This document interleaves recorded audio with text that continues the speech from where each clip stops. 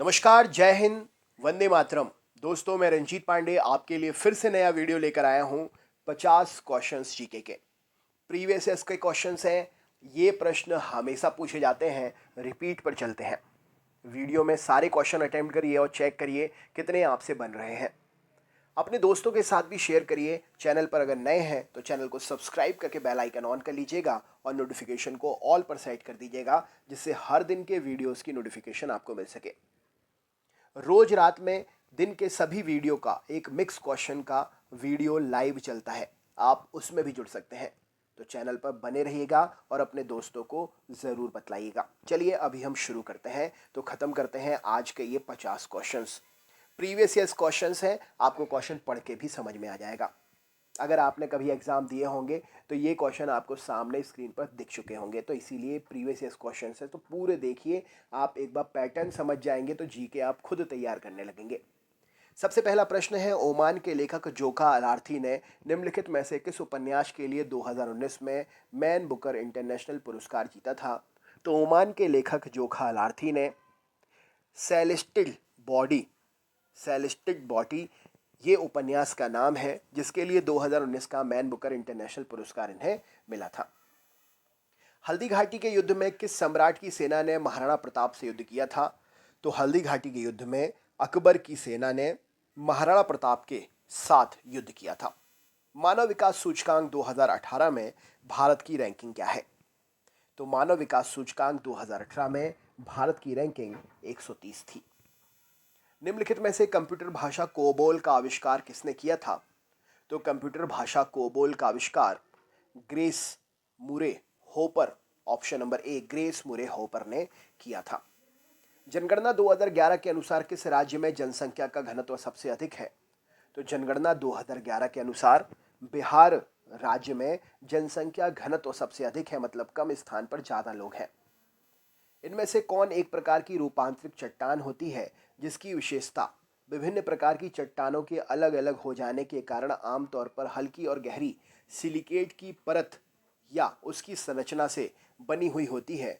तो यहाँ पर ऑप्शन नंबर शैल वो एक प्रकार की रूपांतरित चट्टान है। ऑप्शन नंबर ए, सेल वो एक प्रकार की रूपांतरित चट्टान है जिसकी विशेषता विभिन्न प्रकार की चट्टानों के अलग अलग हो जाने के कारण आमतौर पर हल्की और गहरी सिलिकेट की पट्ट रचना से बनकर बनती है। भारत में सैन्य सेवाओं के लिए सर्वोच्च पुरस्कार श्रेष्ठता क्रम में निम्नलिखित में से कौन सा है? तो भारत में सैन्य सेवाओं के लिए सर्वोच्च पुरस्कार श्रेष्ठता के क्रम में परमवीर चक्र है। मार्च 2019 में दक्षिण एशियाई फुटबॉल महासंघ यानी कि साफ की महिला चैंपियनशिप भारत ने लगातार कौन सी बार जीती? तो 2019 में दक्षिण एशियाई फुटबॉल महासंघ की महिला चैंपियनशिप भारत ने लगातार 5वीं बार जीती थी। भारतीय संविधान के अनुसार मध्यवर्ती स्तर पर पंचायतों का गठन एक ऐसे राज्य में नहीं किया जा सकता जिसकी जनसंख्या इनमें से किससे अधिक ना हो? तो भारतीय संविधान के अनुसार मध्यवर्ती स्तर पर पंचायतों का गठन एक ऐसे राज्य में नहीं कर सकते हैं जिसकी जनसंख्या 20 लाख से अधिक ना हो। निम्नलिखित में से कौन सा एक ऐसा मौद्रिक सिद्धांत है जिसमें कहा गया है कि बुरी मुद्रा अच्छी मुद्रा को प्रचलन से बाहर कर देती है? तो ग्रेशम का नियम अर्थशास्त्र में ये कहता है, मौद्रिक सिद्धांत है कि बुरी मुद्रा अच्छी मुद्रा को प्रचलन से बाहर कर देती है। पारंपरिक लोक नृत्य गोटी पुआ किस राज्य से संबंधित है? तो पारंपरिक लोक नृत्य गोटी पुआ उड़ीसा राज्य से संबंधित है। भारत की सबसे बड़ी मीठे पानी की झील कोलेरू झील किस राज्य में स्थित है? तो भारत की सबसे बड़ी मीठे पानी की झील कोलेरू झील आंध्र प्रदेश में स्थित है। राष्ट्रपति के चुनाव में उत्पन्न सभी संदेह और विवादों की जांच करने और निर्णय करने की शक्तियां किसमें निहित होती हैं? तो राष्ट्रपति के चुनाव में उत्पन्न सभी संदेह और विवादों की जांच करने में और निर्णय करने में ये शक्तियां सर्वोच्च न्यायालय के पास होती हैं। निम्नलिखित में से सामान्यतः किस पोषक तत्व की कमी के कारण घेंघा रोग होता है? तो आयोडीन की कमी के कारण घेंघा रोग होता है। दूसरी पीढ़ी के कंप्यूटर को प्रायः किसके द्वारा उपयोग के आधार पर जाना जाता है? तो दूसरी पीढ़ी के कंप्यूटर्स को ट्रांजिस्टर के द्वारा उनके उपयोग के आधार पर जाना जाता है। वर्ष 1774 में प्रसिद्ध रोहिल्ला युद्ध में रोहिल्ला को अवध के किस नवाब ने हराया था? तो 1774 के प्रसिद्ध रोहिल्ला युद्ध में रोहिल्ला को अवध के शुजा-उद-दौला नवाब ने हराया था। तैराक को पानी में तैरने के लिए कौन सा बल मदद करता है? तो तैराक को पानी में तैरने के लिए उत्प्लावक बल मदद करता है। जून 2018 में आंध्र प्रदेश सरकार द्वारा किस पक्षी को राजकीय पक्षी घोषित किया गया? तो जून 2018 में आंध्र प्रदेश सरकार ने रोज रिंग तोता, ऑप्शन नंबर सी, रोज रिंग तोता पक्षी को राजकीय पक्षी घोषित किया था। पोलावरम सिंचाई परियोजना किस नदी पर बनाई जा रही है? तो पोलावरम सिंचाई परियोजना गोदावरी नदी पर बनाई जा रही है। किस देश ने 2019 Sultan Azlan Shah cup hockey का खिताब जीता है? तो दक्षिण कोरिया ने 2019 Sultan Azlan Shah cup hockey का खिताब जीता है। तत्कालीन बड़ौदा शासक सयाजी राव गायकवाड़ तृतीय की स्मृति में स्थापित किए गए तीसरे सयाजी रत्न पुरस्कार से नवंबर 2018 में किसे सम्मानित किया गया? तो सयाजी राव गायकवाड़ तृतीय की स्मृति में तीसरे सयाजी रत्न पुरस्कार से अमिताभ बच्चन को 2018 में सम्मानित किया गया था। निम्नलिखित में से कौन सा स्थान चिकनकारी कढ़ाई शैली के लिए प्रसिद्ध है, जो कि कपड़ों पर होती है? तो चिकनकारी कढ़ाई शैली के लिए लखनऊ प्रसिद्ध है। मई 2019 तक किस खिलाड़ी ने क्रिकेट के तीनों प्रारूप, टेस्ट मैच, एक दिवसीय मैच और T20 मैच में विश्व में सबसे अधिक अंतर्राष्ट्रीय रन बनाए? तो यहाँ पर सही उत्तर हो जाएगा 2019 मई तक के रिकॉर्ड के अनुसार सचिन तेंदुलकर ने टेस्ट मैच, एक दिवसीय मैच, T20 मैच में तीनों प्रारूपों में विश्व में सबसे अधिक अंतर्राष्ट्रीय रन बनाए। हाल ही में इंडोनेशिया के राष्ट्रपति के रूप में दूसरे कार्यकाल के लिए किसे चुना गया था? तो इंडोनेशिया के राष्ट्रपति के रूप में दूसरे कार्यकाल के लिए जोको विडोडो को चुना गया था। संयुक्त राष्ट्र संघ के जैव विविधता मुद्दों की समझ और जागरूकता बढ़ाने के लिए किस दिन को अंतर्राष्ट्रीय जैव विविधता दिवस, इंटरनेशनल बायोडाइवर्सिटी डे के रूप में घोषित किया गया है? तो यहाँ पर सही उत्तर हो जाएगा जैव विविधता दिवस अंतर्राष्ट्रीय स्तर पर 22 मई को हर साल मनाते हैं। नीचे दी गई चारों नदियाँ केरल की नदियाँ हैं, इनमें से कौन सी नदी राज्य की सबसे दक्षिणवर्ती नदी है? तो नैयार नदी जो है राज्य की सबसे दक्षिणवर्ती नदी है। पेरियार, कुप्पम, चलियार, नैयार, ये चारों केरल की नदियां हैं। स्वतंत्र भारत के पहले स्वास्थ्य मंत्री कौन थे? तो राजकुमारी अमृत कौर जी स्वतंत्र भारत की पहली स्वास्थ्य मंत्री थी। प्रतापगढ़ की लड़ाई में छत्रपति शिवाजी द्वारा निम्नलिखित में से कौन मारा गया था? तो प्रतापगढ़ की लड़ाई में छत्रपति शिवाजी द्वारा अफजल खान मारा गया था। भारतीय खानन ब्यूरो के अनुसार 2018 में निम्नलिखित में से किस राज्य में चांदी का सबसे बड़ा भंडार मिला है? तो भारतीय खनन ब्यूरो के अनुसार 2018 में राजस्थान राज्य में चांदी का सबसे बड़ा भंडार मिला है। 2019 के पैसिफिक अंतर्राष्ट्रीय बिलियर्ड चैंपियनशिप जीतने के लिए भारत के सौरभ कोठारी को किसने हराया था? तो 2019 के पैसिफिक अंतर्राष्ट्रीय बिलियर्ड चैंपियनशिप जीतने के लिए भारत के सौरभ कोठारी को option number B Peter Gilchrist ने हराया था। जून 2019 की स्थिति के अनुसार भारत के 15वें वित्त आयोग के अध्यक्ष निम्न में से कौन है? तो जून 2019 की स्थिति के अनुसार 15वें वित्त आयोग के अध्यक्ष NK सिंह जी हैं। महान भारतीय कवि और नाटककार महाकवि कालिदास के निम्नलिखित में से कौन सी पुस्तक नहीं लिखी है? तो महाकवि कालिदास जी ने इनमें से मालती माधवा नहीं लिखी है, राइट आंसर हो जाएगा। टेस्ट मैच की पहली पारी में शतक लगाने वाला भारतीय क्रिकेट खिलाड़ी इनमें से कौन था? तो टेस्ट मैच की पहली पारी में शतक लगाने वाला भारतीय खिलाड़ी शिखर धवन है। नेक्स्ट क्वेश्चन है, मई 2019 में भारत सरकार ने निम्नलिखित में से किस संगठन पर प्रतिबंध लगाया था? तो मई 2019 में भारत सरकार ने जमात उल मुजाहिदीन बांग्लादेश का संगठन है, इस पर प्रतिबंध लगाया था। कंप्यूटर प्रोग्रामिंग में बाइनरी लॉजिक और अरिथमेटिक का प्रवर्तक निम्न में से कौन था? तो कंप्यूटर प्रोग्रामिंग में बाइनरी लॉजिक और अरिथमेटिक का प्रवर्तक इनमें से क्लॉड शेनॉन को कहते हैं। निम्नलिखित में से कौन सी जल जनित बीमारी नहीं है? तो कंठमाला रोग जो है जल जनित बीमारी नहीं है। मई 2019 में निम्नलिखित में से कौन माउंट एवरेस्ट शिखर पर चढ़ाई करने वाला सबसे अधिक रिकॉर्ड रखने वाला दुनिया का एकमात्र पर्वतारोही बन गया था? तो मई 2019 में माउंट एवरेस्ट पर शिखर पर चढ़ाई करने वाला सबसे अधिक रिकॉर्ड बनाने वाला कामी रीता शेरपा जी सबसे ज़्यादा रिकॉर्ड रखने वाले दुनिया के एकमात्र पर्वतारोही बन गए थे। कौन सा पर्वत भारत के पूर्वी सीमा पर म्यांमार के साथ स्थित है? तो पूर्वांचल पर्वत भारत के पूर्वी सीमा पर म्यांमार के साथ में स्थित है। 23 से 26 मई 2019 के बीच दूसरा संघाई सहयोग संगठन मास मीडिया फोरम कहां पर आयोजित किया गया था? तो 23 से 26 मई 2019 के बीच दूसरा संघाई सहयोग संगठन मास मीडिया फोरम माफ करिएगा किर्गिस्तान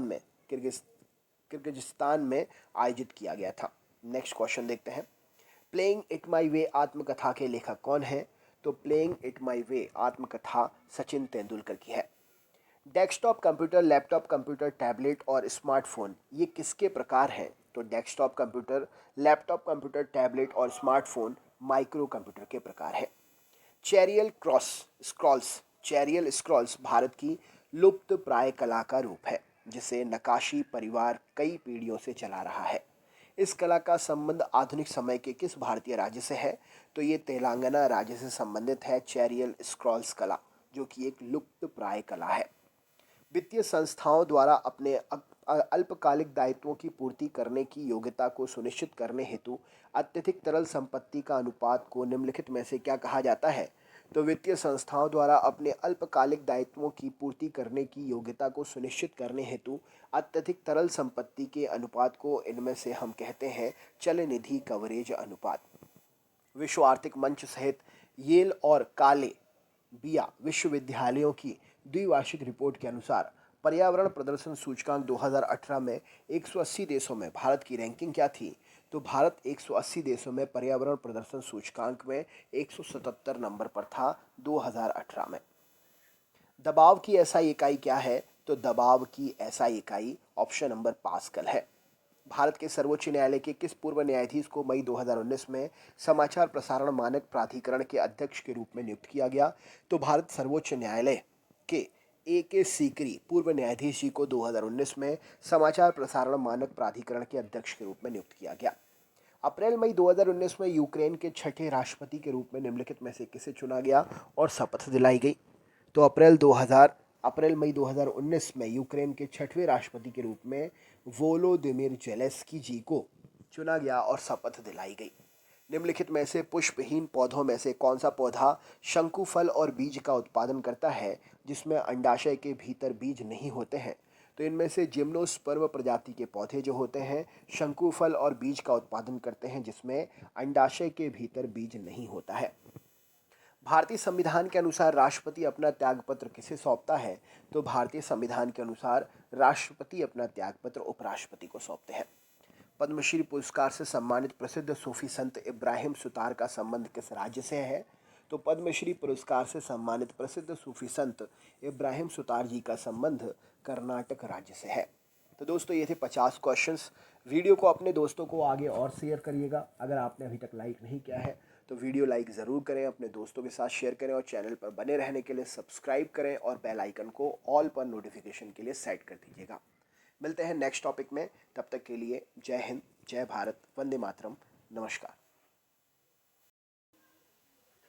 नमस्कार, जय हिंद, वंदे मातरम दोस्तों, मैं रंजीत पांडे आज आपके लिए जीके के 60 एमसीक्यू क्वेश्चंस का एक और वीडियो लेकर आया हूं। कल हमने संविधान पढ़ा था, आज के इस वीडियो में भी हम मिक्स क्वेश्चंस पढ़ेंगे जो जीके के हर टॉपिक से लिए गए हैं। तो पूरा वीडियो देखिए क्योंकि ये टॉपिक एग्जाम में पूछे जाते हैं और ये रिपीट क्वेश्चन होते हैं जो हर एग्जाम में आते हैं। तो अगर आपने हमारे चैनल को सब्सक्राइब नहीं किया है तो सब्सक्राइब ज़रूर कर लें और वीडियो लाइक करके अपने दोस्तों को ज़रूर शेयर करिएगा। चलिए शुरू करते हैं। तो सबसे पहला प्रश्न है, जिस काल का कोई लिखित विवरण उपलब्ध नहीं हो सका उसे क्या कहा जाता है? तो जिस काल का कोई भी लिखित विवरण उपलब्ध नहीं है उसे प्रागैतिहासिक काल कहते हैं।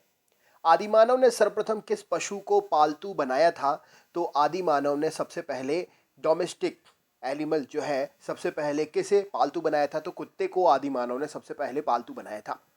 आधुनिक होमो सेपियंस मानव का उद्भव किस काल में हुआ है? तो आधुनिक होमो सेपियंस मानव का उद्भव उच्च पुरापाषाण काल में हुआ है। मानव ने आग का प्रयोग किस काल में प्रारंभ किया था? तो मानव ने आग का प्रयोग नवपाषाण काल में प्रारंभ किया था। मानव ने सर्वप्रथम किस धातु का प्रयोग किया था? तो मानव ने सबसे पहले तांबा धातु का प्रयोग किया था। प्रागैतिहासिक काल के अंतर्गत किन संस्कृतियों को रखा गया है? तो प्रागैतिहासिक काल के अंतर्गत पाषाण संस्कृति को देखा जाता है। राइट आंसर हो जाएगा। मानव द्वारा उपयोग में लाई गई पहली फसल कौन सी थी? तो मानव के द्वारा उपयोग में लाई गई पहली फसल गेहूं थी। मानव खाद्य पदार्थों का उत्पादक एवं उपभोक्ता कब बना? तो मानव खाद्य पदार्थों का उत्पादक और उपभोक्ता नवपाषाण काल में बना, जब उसने आग की खोज की थी। कौन पुरातत्वविद या पुरातत्ववेत्ता हड़प्पा के उत्खनन से संबंधित है? पुरातत्वविद या पुरातत्ववेत्ता, उनका नाम दयाराम साहनी जी हैं, जो हड़प्पा के उत्खनन से संबंधित है। सिंधु घाटी सभ्यता मानव इतिहास के किस काल से संबंधित है? तो सिंधु घाटी सभ्यता जो है आद्य ऐतिहासिक काल से संबंधित है। हड़प्पा के स्थलों में कांस्य नर्तकी की मूर्ति कहां से प्राप्त हुई है? तो हड़प्पा के स्थलों में कांस्य नर्तकी की मूर्ति मोहनजोदड़ो नामक स्थान से प्राप्त हुई है। कौन सा कथन इनमें से असत्य है? सही उत्तर क्या होगा?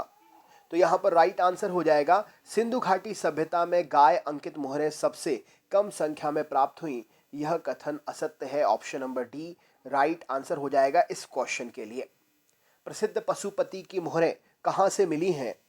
तो प्रसिद्ध पशुपति की मोहरें मोहनजोदड़ो से मिली हैं। सिंधु सभ्यता में गोदीवाड़ा का साक्ष्य कहाँ से मिलता है? तो सिंधु सभ्यता में गोदीवाड़ा का साक्ष्य जो है लोथल नामक स्थान से मिलता है। सिंधु सभ्यता में विशाल अन्नागार कहाँ से प्राप्त हुआ है? तो सिंधु सभ्यता में विशाल अन्नागार मोहनजोदड़ो से प्राप्त हुआ है। कौन सा जोड़ा इनमें से असत्य है? सही उत्तर क्या होगा इस क्वेश्चन के लिए? तो नगर नदी और सागर तट, ये आपके लिए ऑप्शन में है। तो हड़प्पा सिंधु, मोहनजोदड़ो सिंधु, कौलीबंगा घग्गर, आलमगीरपुर हिंडन, हड़प्पा सिंधु, ये जो है यहाँ पर ये कथन असत्य है। राइट आंसर हो जाएगा। नेक्स्ट क्वेश्चन है, सिंधु सभ्यता की सर्वमान्य तिथि क्या है? ये क्वेश्चन हमेशा पूछा जाता है। तो सिंधु सभ्यता की सर्वमान्य तिथि 2500 से 1750 ईसा पूर्व है। भारत में मूर्ति पूजा का आरंभ कब माना जाता है?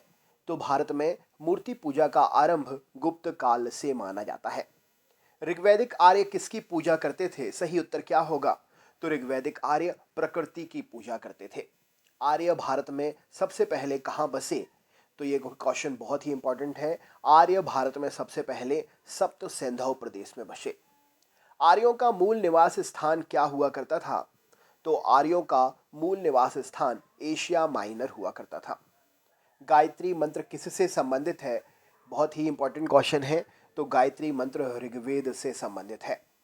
सत्यमेव जयते, सत्यमेव जयते उक्ति, ये लाइन कहाँ से ली गई है? तो सत्यमेव जयते ये मुंडकोपनिषद उपनिषद से ली गई है। ऋग्वेद का नवा मंडल किसको समर्पित सूक्तों का संग्रह है? तो ऋग्वेद का नवा मंडल सोम को समर्पित सूक्तों का संग्रह है। निम्न में से प्राचीनतम वेद कौन सा है? सही उत्तर क्या होगा? तो ऋग्वेद सबसे प्राचीनतम वेद है ऑप्शंस में से। उत्तर वैदिक काल में इंद्र का स्थान किस देवता को मिला था? तो उत्तर वैदिक काल में प्रजापति को इंद्र का स्थान मिला था। कौन सा कथन इनमें से असत्य है? तो यहाँ पर आपके सामने 4 ऑप्शन है। तो असत्य कथन इनमें से कौन सा है? तो ऑप्शन नंबर सी, उत्तर वैदिक काल में स्त्रियों को सभा में प्रवेश की अनुमति थी, जबकि ऋग्वैदिक काल में ऐसा नहीं था। ये कथन इस ऑप्शन से इस क्वेश्चन के लिए असत्य है। असत्य कथन को चुनना है। नदियों के प्राचीन नाम और आधुनिक नाम है। वितस्तता झेलम बिल्कुल सही है, युद्ध के बारे में भी पढ़ते हैं हम।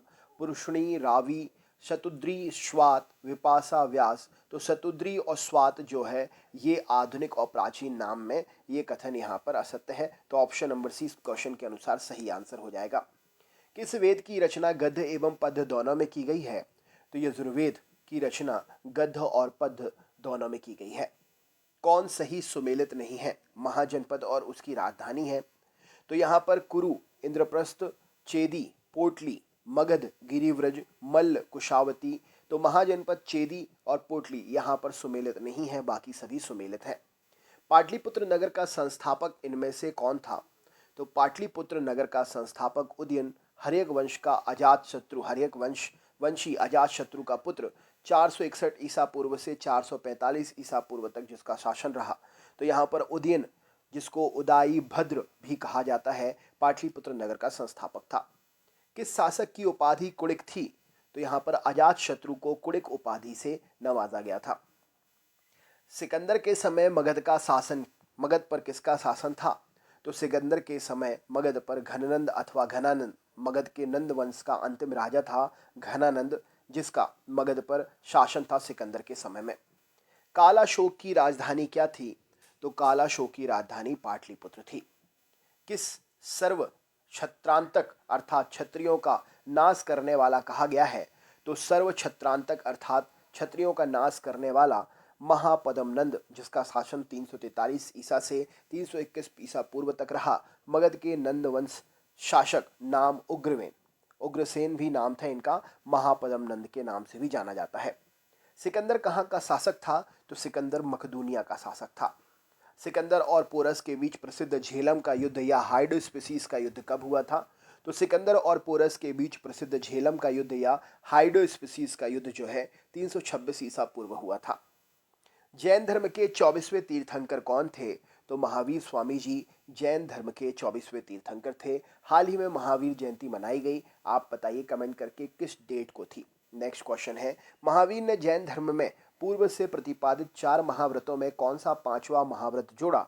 तो महावीर जी ने जैन धर्म में पूर्व से प्रतिपादित 4 महाव्रतों में ब्रह्मचर्य 5वां महाव्रत या व्रत जोड़ा। जैन धर्म में त्रिरत्न का नाम क्या है? तो सम्यक दर्शन, सम्यक ज्ञान, सम्यक आचरण, उपरोक्त सभी ये जैन धर्म में त्रिरत्न है। महावीर ने किस भाषा में उपदेश दिया है? तो महावीर जी ने प्राकृत भाषा में उपदेश दिया है। महावीर जी का जन्म कहाँ पर हुआ था? तो महावीर जी का जन्म वैशाली में हुआ था। प्रथम जैन संगति कहाँ पर आयोजित की गई थी? तो पहली जैन संगति पाटलिपुत्र में आयोजित हुई थी। कौन सा कथन इनमें से सत्य है? तो जैन धर्म में सप्तभंगी ज्ञान को सस्यावाद कहा जाता था।